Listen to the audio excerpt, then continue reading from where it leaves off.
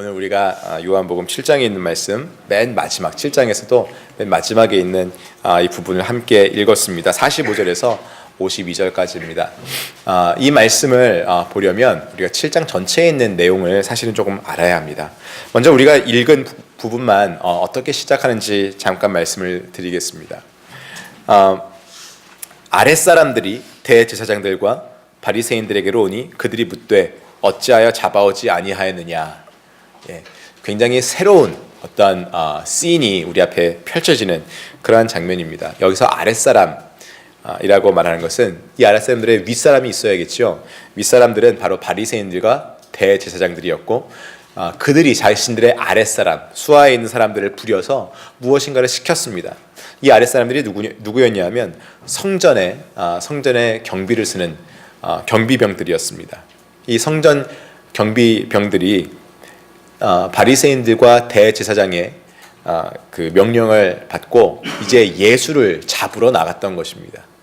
예수를 잡으러 나갔다가 이 사람들이 잡지 못하고 그냥 돌아왔습니다. 아무런 성과 없이 그냥 돌아왔습니다. 그럴 때 바리새인들과 대제사장들이 어찌하여 잡아오지 아니하였느냐 라고 이야기를 했더니 이 아랫사람들, 즉 성전 경비병들이 대답하기를 46절에 아랫사람들이 대답하되 그 사람이 말하는 것처럼 말한 사람은 이때까지 없었나이다 하니, 그 사람이 즉 그 예수라는 그 사람이 말하는 것처럼 말한 사람은 이때까지 없었나이다 이렇게 대답을 했습니다.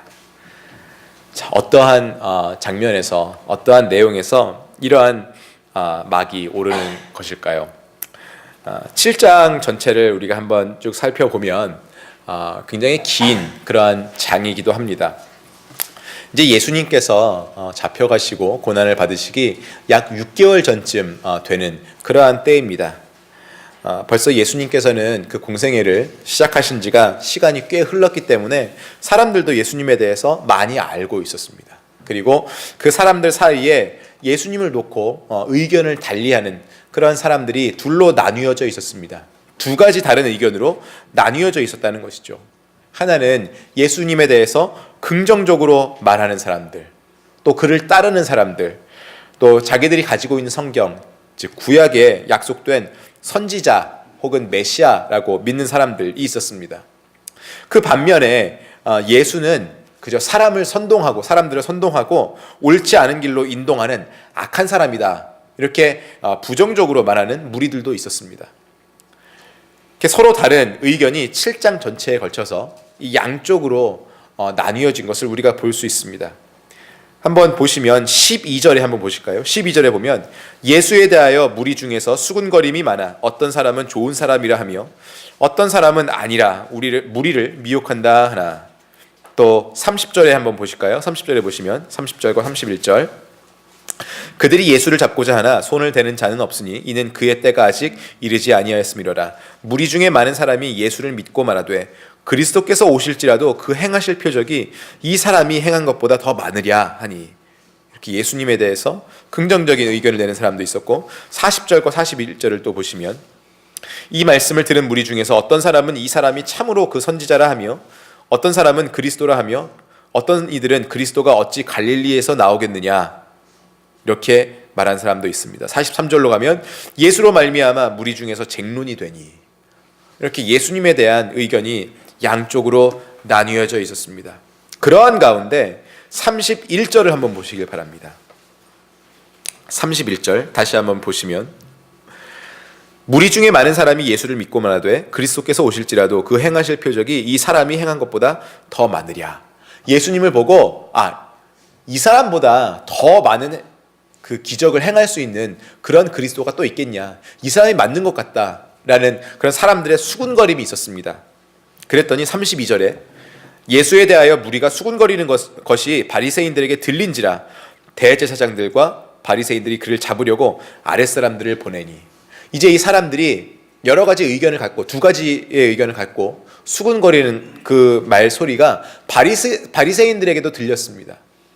이 사람이 그리스도인 것 같아, 이 사람이 그 사람인 것 같아, 이 사람보다 더 많은 기적을 행할 그 그리스도는 없을 거야 라는 그 말이 바리새인들에게 들려오자 바리새인들이 안 되겠다, 잡아야겠다, 이 예수라는 자를 잡아 넣어야겠다. 왜냐하면 종교적으로 이 시대에 바리새인들이 그리고 대제사장들이 가지고 있는 그 모든 종교적인 권력, 그 힘, 이것들을 생각했을 때 이 사람 그대로 놔두면 우리의 힘이 적어지겠다. 우리가 앞으로 우리의 영향력을 더 행사할 수 있는 그 사람들의 숫자가 적어지겠다. 빨리 사람들이 이 사람의 영향권에 들어가지 않도록 우리가 예수를 잡아야겠다 해서 이 사람들이, 바리새인들이 잡아오라고 보낸 것이 바로 그 아랫사람들, 즉 성전 경비병들이었습니다. 그런데 아까 시작할 때 말씀드린 대로 이 성전 경비병들이 잡으러 갔다가 잡지 못하고 그냥 돌아옵니다. 그래서 그러한 경비병들에게 이 바리새인들이 책망하면서 말하기를 어찌하여서 잡아오지 못했느냐, 어찌하여서 그냥 돌아왔느냐 하니까 다시 말씀을 드립니다. 경비병들 이야기하는 것이 46절입니다. 그 사람이 말하는 것처럼 말한 사람은 이때까지 없었나이다. 이런 사람은 처음 봅니다. 그 사람이 말하는 것처럼 말한 사람은 이제까지 우리가 본 적이 없었습니다 하는 겁니다. 뭘 말했느냐, 예수님이 뭘 말했길래 이 성전 경비병들이 잡으러 갔다가 잡지도 못하고 그냥 돌아왔느냐 하면 예수님께서 그들을 예루살렘에서 그 유대인들을 가르치셨다는 겁니다. 이제 초막절이라는 그 일주일이 되는 그 명절 중간에 예루살렘에서 사람들을 가르치기 시작하십니다. 하나님의 말씀, 그들이 알고 있는 그 성경 말씀에 대해서 예수님이 그들을 앞에 놓고 가르치시는 겁니다. 그런데 그 가르침을 받는 유대인들이 예수님의 가르침을 보고 뭐라고 말을 하냐면 15절에 보시죠. 유대인들이 놀랍게 여겨 이르되 이 사람은 배우지 아니하였거늘 어떻게 그를 아느냐 하니. 어떻게 그를 아느냐, 이것은 이 예수라는 사람이 무식한 줄 알았는데 어떻게 읽고 쓰느냐, 이 얘기가 아니고요. 이 사람은 특별히 학문적으로 율법을 배우거나 또 랍비의 사사를 받아서 제도적인 교육을 받은 사람이 아닌데 이 사람이 어떻게 이렇게 지혜로운 가르침을 줄 수 있는가, 어떻게 이렇게 깊고 지혜로운 그런 가르침이 이 사람에게서 나올 수 있는가 하는 것에 모두가 놀랐다는 것입니다. 바로 그 놀란 사람들 중에 하나도 이 보냄을 받은 성전 경비병들이었습니다. 이 사람들이 그걸 듣고 이 사람은 정말 대단한 사람이구나, 우리가 이 사람을 잡아갈 이유도 없고 이 군중들 안에서 이 사람을 잡을 수도 없겠다라고 해서 그냥 돌아온 것입니다. 그렇게 그냥 돌아온 성전 경비병들에게 이 바리새인들이 뭐라고 하냐면요, 47절에 보시면 바리새인들이 대답하되 너희도 미혹되었느냐, 너희도 거기 넘어갔느냐, 왜 못 잡아왔느냐 하니까 그런 사람 없습니다, 진짜 그 사람 대단합니다. 그랬더니 바리새인들이 너희도 거기 미혹되었느냐, 너희도 거기 넘어가고 만 거냐. 여기서만 끝난 게 아니고요, 48절에 보시면 당국자들이나 바리새인 중에 그를 믿는 자가 있느냐. 49절, 율법을 알지 못하는 이 무리는 저주를 받은 자로다. 이 바리새인들이 47, 48, 49절에서 하는 얘기가 너희들도 거기 가서 그 말을 듣다가 거기에 넘어가 버렸냐? 자, 우리를 봐라. 우리 바리새인들하고 우리 관원들을 좀 봐라. 우리같이 율법을 제대로 배우고 제대로 알고 있는 좀 괜찮은 우리들을 봐라. 우리 같은 사람들 중에 그 예수라는 작자를 믿는 사람이 있냐? 우리처럼 율법을 제대로 알면, 제대로 교육을 받았으면 그런 한낱 볼품없는 어디서 온지도 모르는 그런 사람의 말에 속아 넘어가지 않는다. 정말 그 사람이 진짜라면 우리 같은 괜찮은 사람, 바리새인이나 관원 같은 우리같이 제대로 교육을 받은 사람 중에 한 사람 정도는 그를 믿어야 될 거 아니냐. 우리 아무도 안 믿는다. 어떻게 너희까지 거기에 넘어갈 수가 있느냐. 49절에요. 율법을 알지 못하는 이 무리는 저주를 받은 자로다. 그 사람 믿는, 그 예수를 믿는 사람들은 율법을 알지 못하는 사람들이다. 즉 배우지 못한 아주 천한 사람들이다. 그 사람들은 저주를 받을 거다. 배우지 못하고 우리 같은 상류계층에 속하지도 않는 그런 보잘것없고 우스운 사람들이나 그 예수라는 작자 쫓아다니면서 그거 믿고 거기에 선동을 당하는 거지. 봐라, 우리같이 괜찮은 사람들, 우리 같은 사람들은 그런 예수라는 사람 믿지도 않는다. 거기에 우리 귀를 기울이지도 않는다. 아주 교만한 사람들이었습니다. 교만이 머리 끝까지 차오른 사람들이었습니다.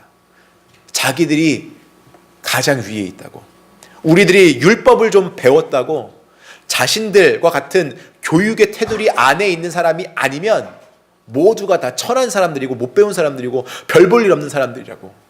너희 그런 사람들 가운데, 그런 저주를 받을 자들 가운데 하나가 될래? 아니면 우리 같은 사람들을 보고 우리처럼 될래? 이렇게 거의 협박 수준의 말을 하는 거죠. 이 바리새인들에게는 이렇듯 율법을 안다는 것, 율법의 지식을 갖고 있다는 것, 율법을 배웠다는 것 자체가 이들에겐 신이 되었습니다. 율법 그 자체가 이들이 예배를 드리는 대상이 되었던 겁니다.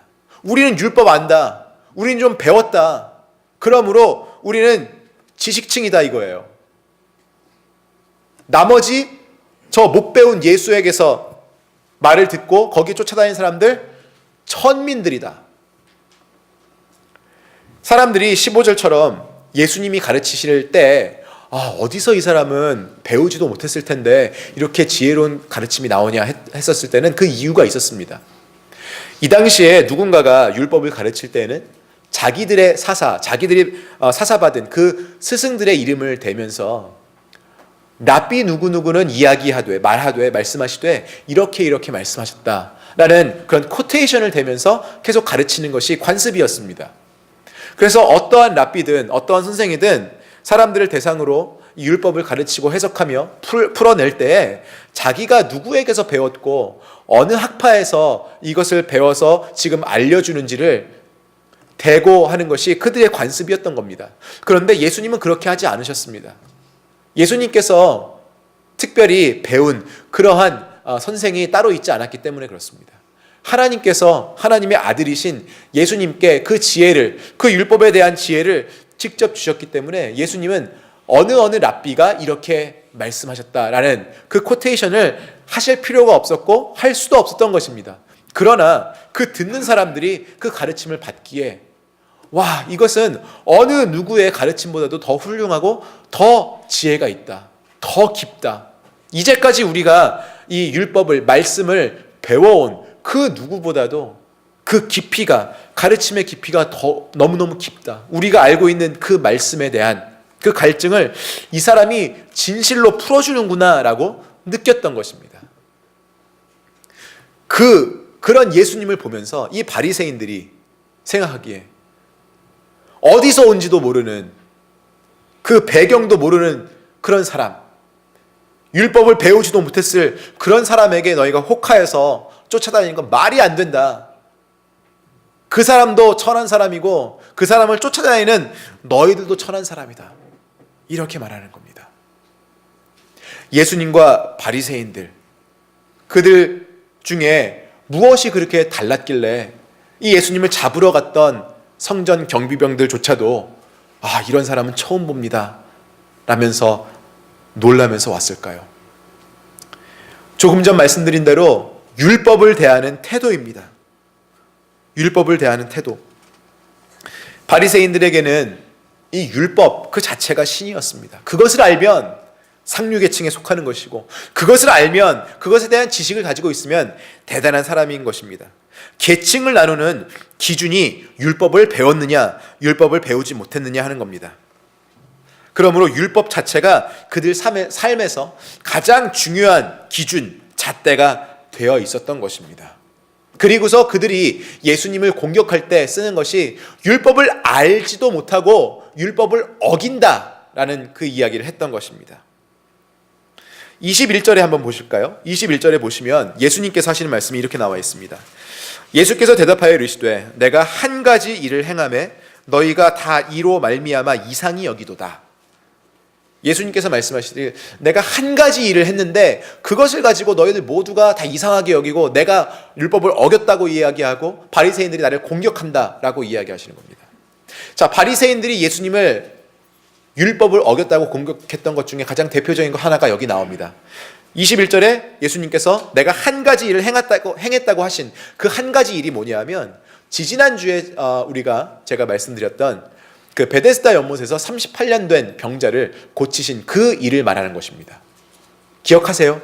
베데스다 연못에 38년 된 병자를 고치신 그 기적. 무엇이 문제였습니까? 예수님에게 문제될 것이 없었지만 바리새인들이 보았을 때 문제된 것이 하나 있었습니다. 바로 그 고치신 날이 안식일이었던 것입니다. 38년 동안이나 병을 가지고 옴싹달싹 하지 못하던 사람이 한순간에 기적으로, 예수님의 기적으로 일어났는데, 그래서 그 침상을 들고 걸어가는데, 와, 너 어떻게 났어? 야, 축하한다. 누가 해줬어? 이런 것이 아니고 첫 번째 하는 말이, 이 바리새인들의 말이, 야, 오늘 안식일이야. 그 무게의 침상을 걷고 드는 거 안 돼. 그 율법에는요, 유대인들의 그 613가지의 법에는 정확히 무게 제한이 있었습니다. 안식일에 들 수 있는 무게, 그리고 걸어갈 수 있는 거리의 제한도 있었습니다. 그 병자를, 38년 만에 나은 병자를 향하여서 하는 말이 그거였어요. 첫 번째 마디가, 야, 안식일이야, 안 돼. 그걸 가지고 아직도 예수님을 공격하고 있는 겁니다.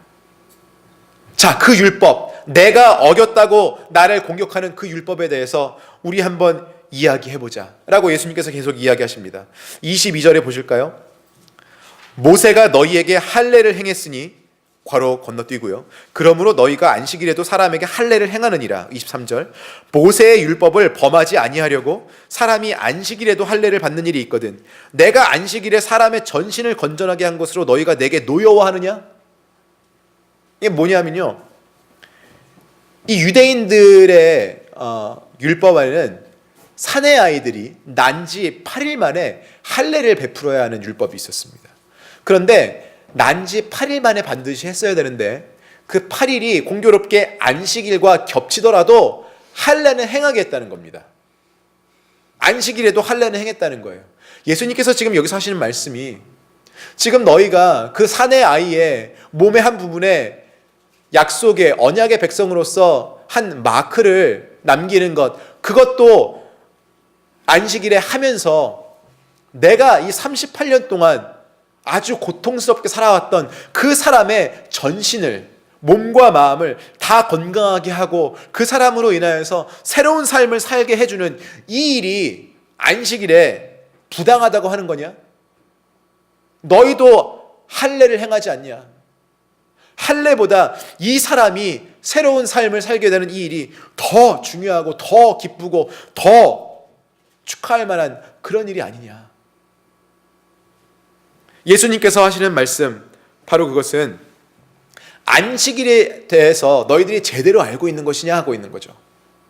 안식일이 왜 주어졌는지, 출애굽기 20장 8절에 안식일을 거룩하게 지키라고 하나님께서 명령하셨습니다. 안식일을 거룩하게 구별해서 지키라. 거룩하게 지킨다는 것, 이건 세상에서 모든 죄의 유혹이 될 수 있는 일들, 죄의 근원이 될 수 있는 일들을 우리가 멀리하고 오로지 하나님과 함께 그 날을 온전히 보내며 하나님께서 기뻐하실 만한 일을 행하는 것을 말합니다. 안식일에 그러한 일을 행하라는 겁니다. 그래서 우리가 오늘날도 이 안식일에, 주일에, 하나님의 날에 예배를 드리고, 우리가 세상에서 우리 자신을 위하여서 할 수 있는, 어찌 보면 죄의 근원이 될 수도 있는, 우리를 죄에 빠뜨릴 수도 있는 그 유혹이 될 만한 일들을 우리가 멀리하고 온전히 하나님과 교제하는 그런 날로 삼는 것이죠. 그게 하나님께서 안식일을 주신 이유입니다. 거룩하게 지키라고. 죄에서 멀리하고 하나님께서 기뻐하실 만한 그 일에 거하는 것. 병자를 고쳐서 그가 38년 만에 새로운 인생을 살게 되는 것, 이것이 거룩한 일이 아니냐는 것이죠. 그 몸과 마음이 새롭게 되는 것인데, 할례도 행하면서 정말 그 사인으로서 마크를 남기는 그 일도 행하면서 왜 사람을 고치는, 사람의 새로운 삶을 시작하게 해주는 그 일은 안 된다고 하느냐라는 겁니다. 예수님이 그 말씀을 하시면서 이들에게 말씀하시는 것, 너희들은 율법이 주어진 그 원래의 뜻, 이것은 다 훼손하고 율법 그 자체만 남겨서 그것을 지키면 의로운 것이고 지키지 않으면 부정한 것이고 이것을 판단하는 것에만 지금 혈안이 되어 있지 그 율법의 진정한 의미는 온데간데 없다라는 말씀을 하시는 겁니다. 예수님께서 마가복음 2장 27절에도 말씀하시지만 안식일을 위해서 사람이 있는 게 아니고 사람을 위해서 안식일이 있는 거다. 안식일이 사람보다 중요한 게 아니고 사람이 안식일보다 중요하다라는 거예요. 그래서 예수님이 안식일에 사람을 고치는 것, There's nothing wrong with that. 그렇게 말씀하시는 겁니다. 거룩하게 지키라고 주신 그 안식일, 그 원래의 의미가 하나님과의 그 관계를, 교제를 이 안식일에 온전하게 이루어라 라는 그 의미라는 겁니다. 하나님께서 하나님의 백성들을 사랑하셔서 준 율법입니다. 하나님께서 하나님의 백성들을 정말 많이 배려하시고 케어하셔서 그들에게 주신 율법입니다. 그런데 시간이 지나면서 이 율법의 그 가치가 온데간데 없어지고 이제는 이 사람들이 이 율법을 아주 수학적이고 과학적으로 정형화시켜서 이것을 지키냐 마느냐, 여기에 너는 의롭다 부정하다, 이것을 정하는 일에만 신경을 곤두세우고 있다는 겁니다. 제가 어렸을 때, 제가 초등학교를 다닐 때요, 아마 여기 계신 많은 분들도 그 경험을 하셨을 겁니다. 어떠한 미신이 아이들 사이에 있었냐면요, 빨간색 볼펜으로 누구 이름을 쓰면 그 사람 죽는다, 이런 게 있었어요. 빨간색 볼펜. 여러분 다 기억 있으세요? 예. 요즘 애들은 그러지 않을 거예요. 저 어렸을 때 그랬거든요. 빨간색 볼펜으로 누구 이름 쓰면 그 이름을 가진 사람이 죽는데요. 그래서 빨간색으로 사람 이름 쓰면 안 된다, 이런 얘기가 떠돌았습니다. 저는 저희 누나한테 배웠어요. 그래서 친구들끼리 미운 애들이 있잖아요. 미우면 빨간색 볼펜으로 계속 걔 이름 쓰는 거예요. 제 친구도 제 이름 쓰는 거 봤어요. 김덕진. 진짜 죽을 거라고 생각 안 했겠죠. 모르겠어요. 한 20% 30% 정도는 믿었을지도 모르겠지만 하여튼 애들이 미운 친구가 있으면 빨간 볼펜 찾아갖고 걔 이름 쓰는 겁니다. 이게 얼토당토하는 정말 어처구니 없는 일이죠. 그런데 왜 그런 게 생겼을까 나중에 생각해 보니까 이 동양 문화에서는 빨간색은 이 피의 색깔이라서 굉장히 좀 기분이 안 좋은 그런 색깔입니다. 사람이 다치거나 죽거나 하면 나오는 그 피의 색깔이 빨간색이기 때문에, 그 좀 불쾌한 색깔이기 때문에 다른 사람을 존중하는 의미에서 그 색깔로는 그 사람의 이름을 쓰지 않는 거다 라는 게 시작이었겠죠. 그런데 그런 건 온데간데 없이 저희가 듣는 것은 딱 이겁니다. 빨간색으로 쓰면 그 사람 죽는데. 이런 비슷한 일이 율법에 생기는 겁니다. 처음에 하나님께서 그 사람들을, 백성들을 사랑하시고 배려하셨던 그 마음, 그거는 없어지는 거예요.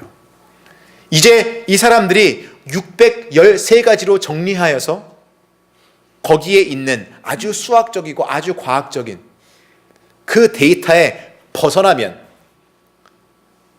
제한적인 무게가 넘어가고 거리가 넘어가는 것을 걸으면 당신은 죄인이다, 부정하다, 그런 잣대로 전락하고 말았습니다.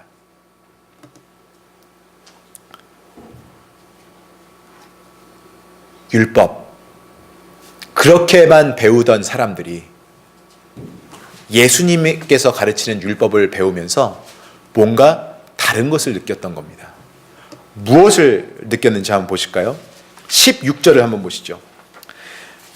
이 유대인들이 15절에서 와, 이 사람의 가르침은 굉장히 놀랍다, 배우지도 않았는데 어떻게 이 사람이 이렇게 잘 가르치냐 했던 그 15절 밑에 16절에 예수님께서 이렇게 대답하십니다. 예수께서 대답하여 이르시되 내 교훈은 내 것이 아니요 나를 보내신 이의 것이니라. 유대인들은요, 바리새인들은요, 이 율법을 가르칠 때 율법 자체가 그 사람들의 신이 되어 있었고 율법 자체가 그 사람들의 가질 수 있는 지식의 가장 최고봉이었기 때문에 그 율법을 자신들이 가진 모든 지식을 동원해서 가르치는 것, 그것으로만 자신들이 훌륭하다는 평가를 받을 수 있었던 것입니다. 자신들이 가진 모든 가르침의 능력을 동원해서 이 율법을 풀어야 했었어요. 그런데 예수님께서 지금 하시는 말씀은 뭐냐면 이거 가르치는 거, 이거 내 말이 아니다. 내 능력으로 가르치는 게 아니다. 이것은 나를 보내신 이의 말씀이다. 즉 하나님께서 가르치시는 것이다. 나를 통해서 너희들에게 이 가르침이 가지만 나의 가르침의 능력이 너희들에게 전해지는 것이 아니고 하나님의 말씀이 지금 너희들에게 전해지는 것이다.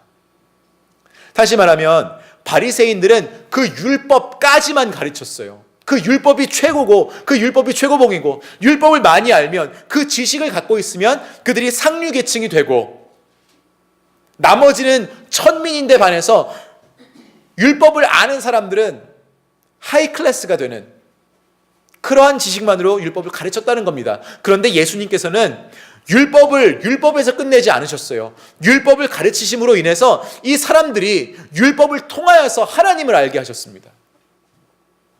율법이 율법 자체의 목적을 위하여서 주어진 것이 아니고 그것 안에 있는 하나님의 마음과 하나님의 사랑을 너희들이 꼭 기억하고 알아라 해서 주어진 것이다라는 것을 바리새인들은 가르치지 않았는데 이제 예수님께서는 그런 가르침을 주었다라는 것입니다. 그러한 예수님의 가르침을 접하고 나니 이 사람들이 와, 이런 사람은 처음 봅니다 라고 얘기를 하는 겁니다. 이 사람의 가르침은 정말 놀랍습니다. 이 사람의 가르침은 정말 지혜롭습니다 라고 이야기하는 것이죠. 그를 잡으러 왔던 성전 경비병들까지도 예수님을 잡지 못하고 그렇게 가르치는 사람 처음 봤습니다. 이제까지 그렇게 말하는 사람은 아무도 없었습니다. 이렇게 고백을 하는 겁니다. 18절에 한번 보실까요? 스스로 말하는 자는 자기 영광만 구하되 보내신 이의 영광을 구하는 자는 참되니 그 속에 불의가 없느니라. 가르칠 때 스스로 자신의 지혜를 스스로 꺼내는 사람은 자기가 영광을 받으려고 내가 이만큼 잘났고 내가 이만큼 많이 안다는 것을 내보이려고 하는 것이지만 다른 사람, 보내신 이의 영광을 위해서 하는 사람은 참되다. 왜냐하면 자기 자신을 내보이고자 하는 그런 불의한 마음이 없기 때문이다라고 말씀하신 겁니다. 다시 말하면 너희들이 이제까지 바리새인들에게서 배운 그 율법이 그 안에, 그 가르침 안에 뭐가 있느냐? 그들의 대단함, 바리새인들의 대단함, 이것만이 남지 않았느냐? 율법은 그렇게 주어진 것이 아니고 그것을 통하여서 나를 보내신 분, 바로 그 하나님, 그 하나님께 우리가 접근할 수 있는, 하나님을 바라볼 수 있고 하나님을 알아갈 수 있는 그러한 가르침을 우리가 율법 속에서 받아야 한다라고 말씀하신 겁니다. 바로 그게 예수님의 가르침과 바리새인들의 가르침의 차이였습니다. 율법을 통하여서 하나님을 볼 수 있느냐, 아니면 율법 자체가 왕이 되고 신이 되어서 거기에 옴싹달싹 하지 못하게 거기에 묶여 사느냐, 그 무거운 짐을 지고, 율법이라는 무거운 짐을 지고 거기서 단 한 치라도 넘어가면 나는 부정한 사람이 되는 것이고, 그 613가지를 잘 지켜서 살면 나는 의로운 사람으로 살 수 있는 것이고, 어느샌가 그 율법은 하나님께서 주신 사랑의 표현과 도구가 아니게 되었고, 이 사람들을 올가매는 그런 쇠사슬이 되었던 겁니다. 이 사람들에게서 자유를 빼앗고 이 사람들을 속박하고 구속하는 그러한 도구가 바로 율법이 되어버렸던 것입니다. 이제 예수님께서는 이들에게 말씀하시길, 이제는 아니다. 이제는 그 율법에 너희들이 자유를 뺏기지 않고 살아도 된다. 그 율법은 율법 자체가 최고의 것으로 끝나는 것이 아니고 그것의 자유함을 얻고 그 이후까지 나아가서 하나님을 우리가 볼 수 있다라는 것을 가르치시는 것이죠. 그 율법을 너희들 중에 누구라도 완벽하게 지킬 수 없지만 이제 내가 그 율법을 완벽하게 지켰으니 너희는 그 율법에서 자유하다, 해방되었다라는 것을 이 예수님이 가르치신 겁니다. 율법이 최고여서 그것에 속박되어서 부담을 가지고 짐처럼 느끼고 그 안에서 자유함이 없이 지키고 살아가는 사람들과,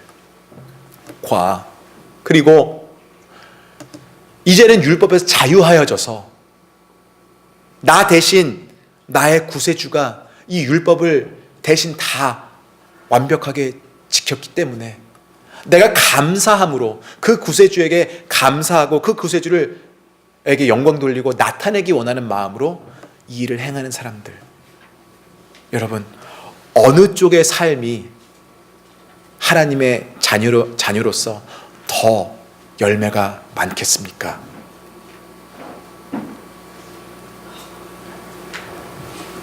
율법 안에서 늘 감시의 눈초리가 어디에 있는 것처럼 살았던 그 사람들,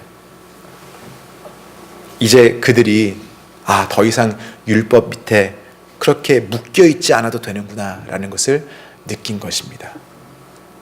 율법 자체로 끝나는 것이 아니고 율법을 통하여서 왜 우리가 죄인인지를 알게 되고, 율법을 통하여서 왜 우리에게 구세주가 필요한지 그들이 알게 되고, 율법을 통하여서 우리가 죄인임에도 불구하고 하나님께서 우리를 사랑하신 그 방법이 무엇인지를 알게 되어가는 것, 그것을 예수님께서 깨우쳐 주신 것입니다.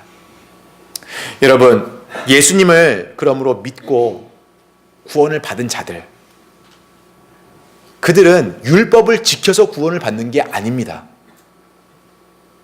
예수님께서 그 율법을 다 완성시켜 주셨기 때문에, 그 율법의 순종을 다 이루셨기 때문에 내가 하지 않은 것을 예수님의 공로로 다 내가 한 것으로 인정을 받았기 때문에 감사하여서, 그 감사하는 마음으로 이제 주님께 영광을 돌리기 위하여서 하나님의 뜻에 따라 순종하며 그 율법도 지키고 살아가는 것, 그것이 우리의 삶입니다.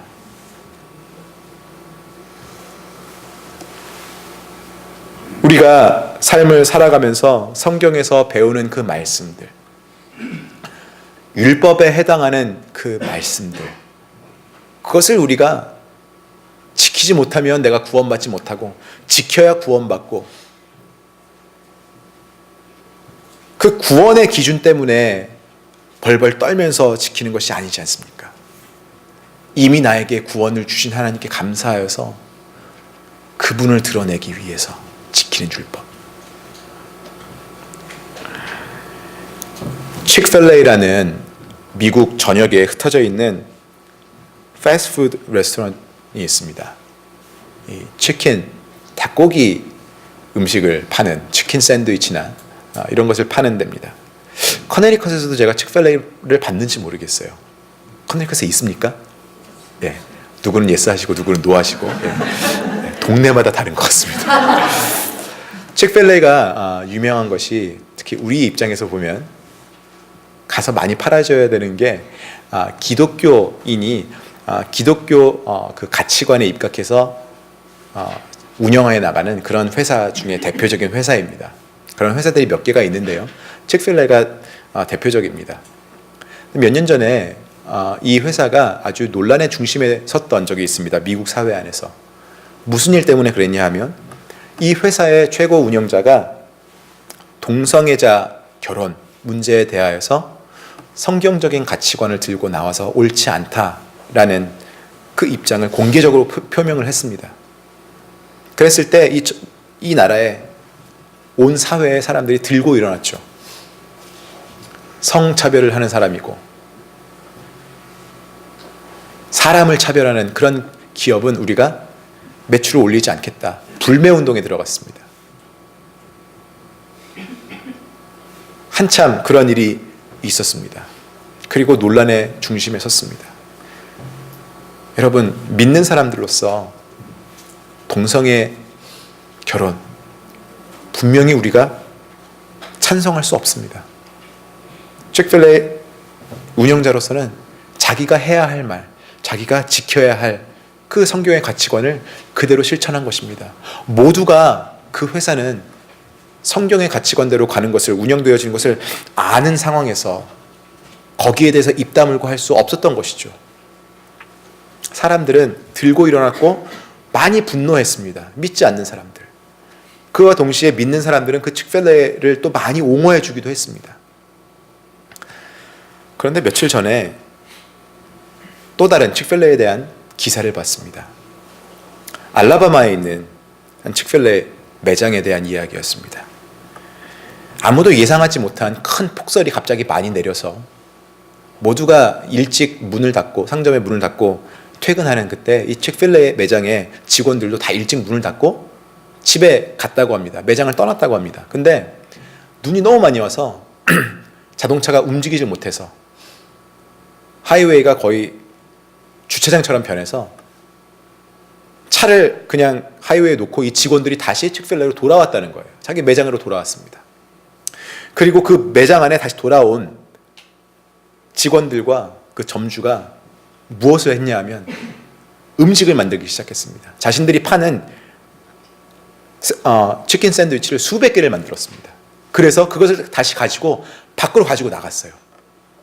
그래서 그 눈 속에서 차가 막혀서 움직이지 못하는, 몇 시간 동안 그 차 안에 고립되어져 있는, 아무것도 먹지 못하고 지쳐있는 그 운전자들에게 그 음식을 하나씩 나눠주기 시작했습니다. 돈 받지 않고. 그리고 나서 계속해서 움직일 수 없으니까 이 사람들을 다 그 매장으로 불러들입니다. 초대합니다. 다 거기 들어가서 지친 사람들 쉬고 잘 사람들은 그 벤치에 누워서 자게 해줍니다. 그리고 가게에 남아있는 그 비스켓, 빵까지 구워서 그것까지 다 제공을 했습니다.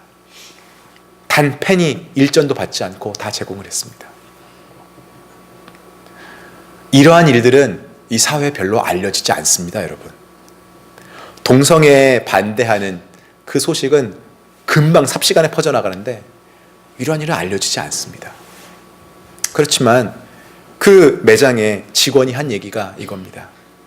우리가 항상 위에서 일하는 그 가치관대로 행했을 뿐이다.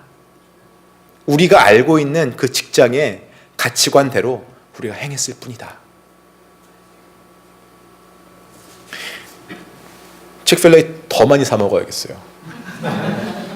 만약에 여러분 이 두 가지가 다 하나님께서 우리에게 가르쳐 주신 그 법도에 해당하는 일인데, 동성애에 반대하는 일, 그리고 어려움에 처한 이웃들을 돕는 일, 만약에 칙필레 회사가 동성애가 옳지 않다, 그 동성애 결혼을 반대한다라는 것은 목소리를 막 드높이고, 그 두 번째 이웃을 돕는 일, 이런 것에는 나 몰라라 했다면, 여러분 이게 사회적으로 볼 때 우리는 이해하지만, 함께 믿는 우리는 이해하지만, 사회에서 사람들이 볼 때 그것은 쟤네들이 알고 있는 율법에 지나지 않는 거다 라고밖에 생각 안 할 겁니다. 그런데 이 칙필레가 그 다음의 행동을 또 했기 때문에 어려운 사람들, 힘든 사람들에게 음식을 나눠주고 공짜로 그들을 섬기는 그 일을 했기 때문에 그들의 그 선행에 해당하는 그 율법을 통하여서 그들이 믿는 예수님을 사람들이 바라보게 된 것이죠. 바로 율법을 아는 것 더하기 율법을 행하는 것까지 이 사람들이 한 것입니다. 바리새인들은 율법을 아는 것, 율법에 대한 지식을 가지고 있는 것, 그것만으로 자기 자신을 굉장히 높게 평가했고 자랑스러워했던 사람들입니다. 그런데 율법은 거기서 그칠 수 없다는 거예요. 오늘 예수님께서 주신 말씀 중에 17절을 함께 보겠습니다. 이것이 오늘 말씀의 결론이 되겠습니다. 17절에 보시면, 사람이 하나님의 뜻을 행하려 하면 이 교훈이 하나님께로부터 왔는지 내가 스스로 말함인지 알리라. 사람이 하나님의 뜻을 행하려 하면 이 율법이 내가 지금 그냥 하는 말인지 아니면 정말 하나님께서 하시는 말인지 그 행하려 하는 사람이 알 것이다. 율법은 아는 것만으로 그칠 수 있는 게 아니라 그것을 아는 것을 순종하고 행하는 것까지 분명히 가야 한다는 겁니다. 그래야 우리가 믿고 있는 이 신앙이 인정받을 수 있고 우리가 믿는 그 주님이 사람들에게 알려질 수 있는 겁니다, 여러분. 여러분, 우리의 삶 중에 우리가 오랫동안 교회 다니고 오랫동안 신앙생활에서 알고 있는 게 얼마나 많습니까? 성경에서 이렇게 가르친다고 알고 있는 게 얼마나 많습니까, 여러분? 그런데 우리가 행하는 것도 우리가 알고 있는 것만큼 많습니까? 우리가 알고 있다고 해서 사람들이 당신 지식 안에서 예수님이 보여요, 이렇게 이야기할 수 있겠어요? 사람들은 우리가 행하는 행동 아니면 다른 것은 보지 못합니다. 우리의 지식을 그 사람들은 보지 못해요. 그 사람들이 볼 수 있는 건 우리가 알고 있는 지식을 실제적으로 우리가 몸소 행하는 것, 그것입니다. 그래서 율법은 아는 것뿐만 아니라 하는 것까지도 가야 합니다. 그것이 진짜로 진실로 예수님을 믿는 사람의 신앙의 경지인 것입니다. 여러분, 혹시라도 교회에서 지식을 많이 가진 것으로, 많이 아는 것으로, 내가 성경을 오래 끼고 다닌 것으로 만족하고 내가 어느 정도 경지에 올라와 있다고 생각하시지 않습니까? 그거 잘못입니다. 분명히 우리가 알고 있는 그 지식, 그것이 지식을 넘어서서 우리의 주님, 하나님의 사랑을 만천하에 보여줄 수 있는 그 경지까지 가야 한다는 겁니다.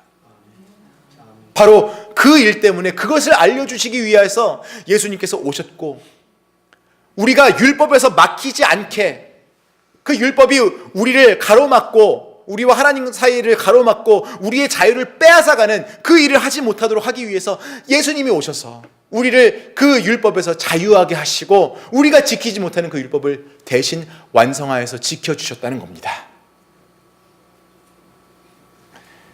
여러분, 예수님께서 우리를 그렇게 구원해 주셨는데, 그렇다면 그 다음 우리의 의무가, 책임이 어디에 있겠습니까?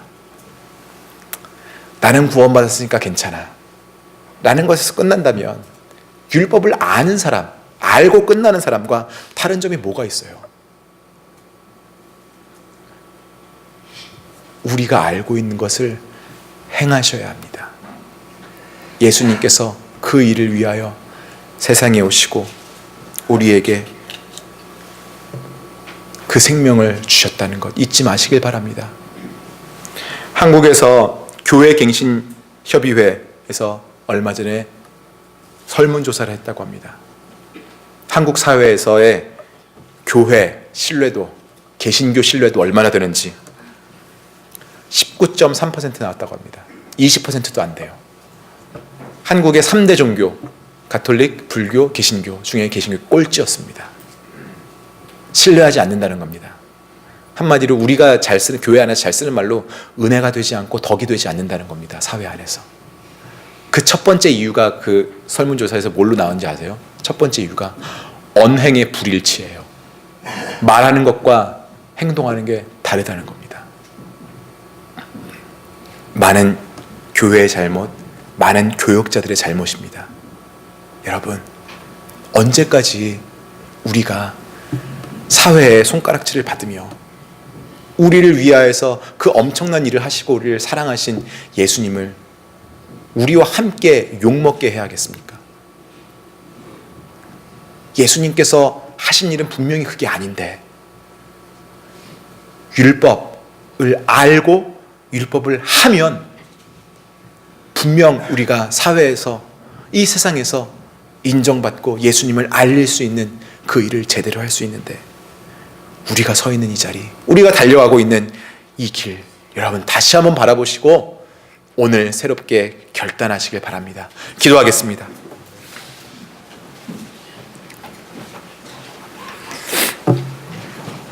여러분, 기도하실 때 여러분의 삶을 다시 한번 바라보세요. 내가 지금 누구로 인하여서 살고 있는지, 어떠한 이유와 어떠한 목적으로 내가 살고 있는지, 그리고 무엇 때문에 내가 이 많은 것들을 누리며 살게 되었는지, 여러분 그 뒤에는 예수님의 은혜와 예수님의 공로가 다 숨기워져 있는 것 절대로 잊으시면 안 됩니다. 여러분, 예수님이 아니었다면 우리는 아직도 옥죄어 오는 그 율법에서 자유가 없었을 것이고, 그 밑에서 지금도 벌벌 떨면서 살았을 겁니다. 이거 하면 내가 죽겠지, 이거 하면 내가 살겠지, 매일매일 그거 하나하나 세어가면서, 손가락으로 세어가면서 살아야 했을 그런 정말 우스운 인생이 되었을 겁니다. 예수님께서 우리를 얼마나 사랑하셨던 건지 우리가 다시 한번 알아야겠습니다. 우리 기도하실 때 내가 율법을 알기도 하지만 율법을 하기도 하는, 순종하고 행하는 그러한 믿음의 자녀가 되게 하여 주시옵소서. 이 세상에 그 빛을 나타내고 그 귀한 일들을 내가 아무런 거리낌 없이 감당해내어서 이 세상에 누군가도 나를 보고, 아, 세상에 저런 사람 처음 봅니다, 아무도 저렇게 말하는 사람 없었습니다 이제까지, 그러한 삶을 내가 아무런 거리낌 없이 살 수 있는 그런 용기를 달라고 우리 주님 앞에 함께 기도하겠습니다. 이 시간에 우리의 마음을 합하여서, 우리의 뜻을 합하여서 주님께 한 목소리로 기도합니다. 주님, 아버지 하나님 감사합니다. 우리에게 말씀을 주시고 아버지 하나님 우리 삶의 목표를 다시 한번 우리가 생각하여 설정하게 하시니 감사합니다. 아버지, 아는 것뿐만 아니고 우리가 행하는 그러한 믿음의 용사들이 되어서 하나님 주님을 나타내게 하여 주시옵소서. 주님의 영광을 나타내게 하여 주시옵소서. 아버지 하나님, 사람들이 생각하는 것은 이것을 하면 죄고 이것을 하면 의고, 아버지 하나님 그들이 정해놓은 그 정형화되어 있는 틀에서 아버지 하나님 벗어나지도 못하고 아버지 자유도 없는, 참 자유함도 없는 그러한 삶을 사는 사람들을 우리가 너무 많이 봅니다. 아버지, 그러나 예수 그리스도께서 우리를 위하여 행해 주신 그 모든 구원의 사역들 우리가 생각하며 아버지 그 율법에 대하여서 이제 자유하여진 나의 모습에 내가 스스로 기뻐하며 아버지 하나님 내가 즐거워하며 사람들에게, 세상에 그 예수님의 공로를 나타낼 수 있게 하여 주시옵소서. 아버지 하나님, 내가 그 기쁨을, 그 자유를 얻은 사람처럼 살게 하여 주기를 간절히 바라고 원합니다. 아버지, 자유가 주어졌는데도 그 자유가 자유인지 모르고 살아왔던 내 자신이 아닌지 다시 한번 돌아봅니다. 예수님께서 그렇게 엄청난 선물을 나에게 허락하셨는데 아버지 하나님, 아직도 나는 그 율법 자체를 예배의 대상으로 삼고 율법 자체를 최고봉으로 알아서 그것을 지키려고 열심을 내는 그러한 어리석은 자리에 있지 않았는지 주님 돌아봅니다. 예수 그리스도를 잊고 율법만을 기억하는 그런 잘못을 범하지 않게 하여 주시옵소서.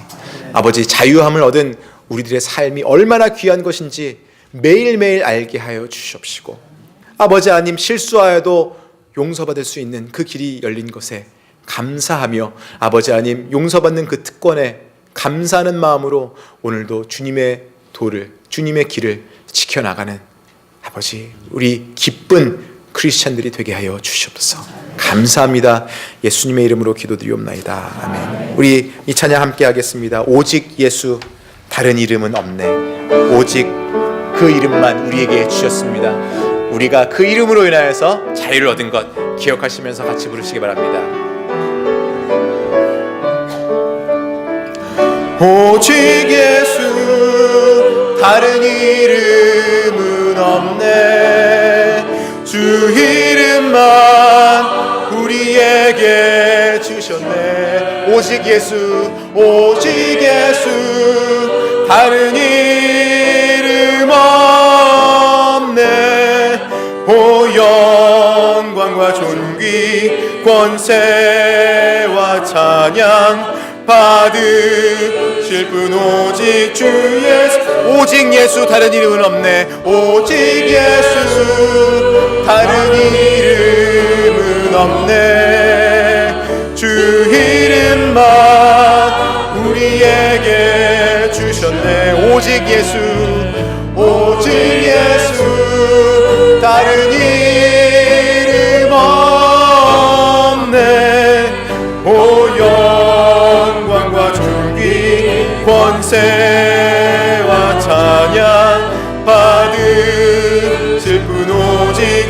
예수 온 땅에 홀로 높으신 이름 온 땅 위에 홀로 높으신 이름 하늘 위 높이 들리셨네